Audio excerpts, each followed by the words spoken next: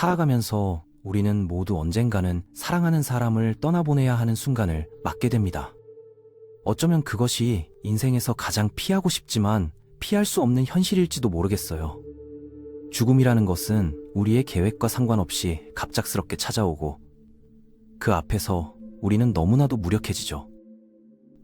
하지만 그 고통 속에서도 우리가 배울 수 있는 것들이 있고 그 상처를 통해 더 깊이 있는 삶을 살아갈 수 있는 방법이 있다고 생각합니다. 오늘은 상실의 아픔 속에서도 희망을 잃지 않고 앞으로 나아갈 수 있는 3가지 방법에 대해 이야기해 보려고 해요. 죽음과 비극이 가져다주는 가장 어려운 점 중 하나는 안타깝게도 시간은 멈춰주지 않는다는 사실입니다. 우리가 상실감을 처리하고 삶을 정리해야 하는 동시에 계속해서 앞으로 나아가야만 하는 상황에 놓이게 되거든요. 시간이 기다려주지 않으니까요. 영상을 본격적으로 시작하기 전에 지금 상실의 아픔을 겪고 계시는 분들께 꼭 드리고 싶은 말씀이 있습니다. 여러분의 상실은 다른 누구와도 비교할 수 없는 고유한 것이라는 점을 알아주셨으면 해요. 이번 영상에서 제가 시도해보려는 것은 상처받고 계신 분들, 소중한 사람을 잃고 힘들어하시는 분들에게 방향을 제시해드리는 일입니다. 최대한 세심하게 그리고 핵심적인 내용을 전달해드리려고 노력하겠습니다. 첫 번째로 말씀드리고 싶은 것은 회복을 억지로 만들어내려고 하지 말라는 점입니다. 욥기 2장 13절을 보면 이런 말씀이 나와요. 이에 그들이 칠주야를 그와 함께 땅에 앉아있으되 욥의 고통이 심함을 보므로 그에게 한마디도 말하는 자가 없었더라. 성경에 나오는 욥이라는 사람은 모든 재산과 부를 잃었을 뿐만 아니라 7 아들과 3 딸까지 모두 잃은 인물이에요. 그의 친구들이 욥에게 일어난 일을 듣고 달려왔을 때 그들은 용과 함께 그냥 조용히 앉아 있었습니다. 침묵이 가져다주는 가치는 정말 크다고 생각해요. 상실을 다루는 과정에서 사람들은 각자 다른 방식으로 처리하고 대응하게 되거든요. 어떤 사람들은 계속 움직이면서 바쁘게 지내야 하는 반면 어떤 사람들은 전혀 움직일 수 없는 상태가 되기도 하죠.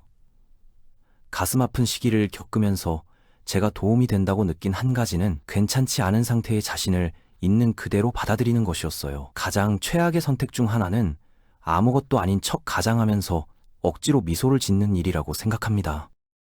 만약 지금 아프고 힘드시다면 치유로 향하는 첫 번째 단계는 자신이 상처받았다는 사실을 인정하고 받아들이는 것일 겁니다. 그리고 그 상처를 달래줄 수 있는 작은 방법들을 찾아보는 거죠. 여러분께는 건강한 방식으로 고통을 느끼고 처리할 수 있는 방법을 찾아보시길 권해드려요. 그것이 상담을 받는 것일 수도 있고, 직장에서 잠시 시간을 내는 것일 수도 있으며, 가족이나 친구들과 양질의 시간을 보내는 것일 수도 있겠죠. 다만, 여러분께 꼭 당부드리고 싶은 것은 억지로 기분이 나아지려고 하지 마시라는 점입니다. 대신 상처를 받아들이는 법을 배우고 건강한 방식으로 그것을 처리할 수 있는 방법을 찾아가면서 자연스럽게 치유가 일어나도록 하세요.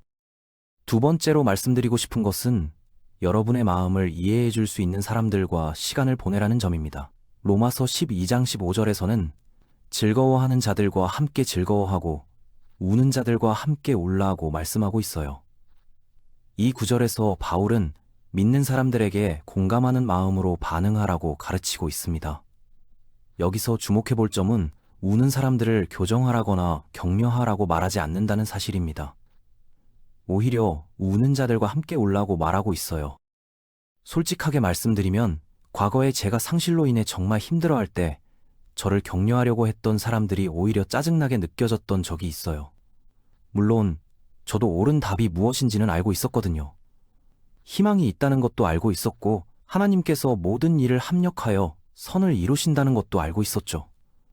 그때 저에게 정말 도움이 되었던 목소리들은 나와 비슷함을 겪었던 사람들로부터 나온 것들이었습니다. 제가 슬퍼하고 있을 때 그들이 제 곁으로 와서 나도 그 마음을 이해해 라고 말하며 저와 함께 아파해 주었던 거예요. 지금까지 말씀드린 처음 2단계에 대한 제 조언은 간단합니다. 자신이 아파하는 것을 허용하고 여러분의 고통을 이해하며 여러분과 같은 감정을 느끼려고 노력하는 사람들과 함께 상처받으라는 것입니다. 세 번째로, 삶 속에서 하나님을 찾아보려고 노력해보세요. 누가복음 23장 46절을 보면 예수께서 큰 소리로 불러 이르시되 아버지 내 영혼을 아버지 손에 부탁하나이다 하고 이 말씀을 하신 후 숨지시니라고 나와 있어요. 이 말씀에서 예수님은 죽음을 몇 분 앞두고 계신 상황이었는데 큰 소리로 하나님께 부르짖으신 후 마지막 숨을 거두셨습니다. 여기서 여러분께 보여드리고 싶은 것은 이것이 역사상 매우 어두운 순간이었다는 점입니다. 제자들은 예수님이 다시 살아나실 거라고 생각하지 못했거든요. 그래서 그들과 많은 예수님의 추종자들에게는 세상이 무너지는 것 같은 순간이었을 겁니다. 놀라운 점은 그 순간 예수님의 죽음이 사람들을 죄에서 구원하시기 위해 하나님께서 사용하신 방법이었다는 사실입니다. 여러분께 보여드리고 싶은 것은 하나님께서 나쁜 일들을 선한 목적을 위해 사용하신 역사가 있다는 점입니다. 과거에 저에게 큰 영향을 준 한 가수의 죽음이 있었어요. 크리스티나 그림이라는 가수였는데 22세의 나이로 총에 맞아 2016년에 세상을 떠났습니다. 솔직히 그분이 돌아가시기 전에는 저는 그분에 대해 전혀 몰랐어요.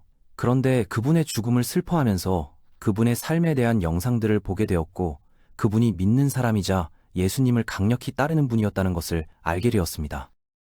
그분의 영상 중 하나에서 청중들에게 예수님이 그들을 사랑하신다고 말씀하시는 걸 봤어요. 여러분의 상황에 둔감하게 들리고 싶지 않아요. 그리고 모든 것이 좋아질 거라고 말하려는 것도 아닙니다. 다만 여러분께 삶 속에서 하나님을 찾아보려고 노력해 보시길 권해드리고 싶어요. 지금은 어두운 시기일 수 있겠지만 하나님께서는 마음이 상한 자들에게 가까이 다가가신다는 것을 알고 있기 때문입니다. 그리고 로마서 8장 28절에 따르면 하나님을 사랑하는 자들에게는 모든 것이 합력하여 선을 이룬다고 되어 있어요.